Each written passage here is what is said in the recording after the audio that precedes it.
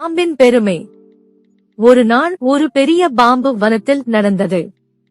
அது எல்லா உயிர்களையும் விட்டு நகைச்சுவையாய் பார்த்தது. அந்த பாம்புக்கு ஒரே பெருமை, என்னை யாரும் மாட்ட முடியாது என்ற நம்பிக்கையில் இருந்தது.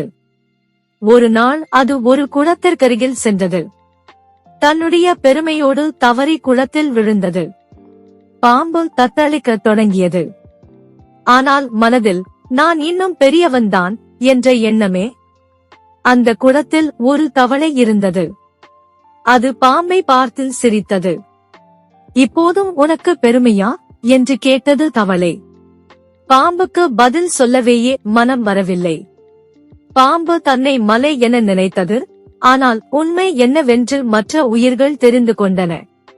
பிழையை உணராத பெருமை அழிவைதான் அழைக்கும். மொழி: தண்ணீரில் விழுந்த பாம்பு கூட தன்னை மலை என நினைக்கும். பாடம்: பெருமையை கொஞ்சம் குறைத்துக்கொள், நேரத்தில் நான்மையும் நட்பும் தேவைப்படும். முருகப்பெருமானை நம்பினால் சேனலை லைக் செய்யவும், உங்கள் எண்ணங்களை கமெண்ட் செய்யவும், வீடியோவை பகிரவும் மற்றும் சேனலுக்கு குழு சேரவும்.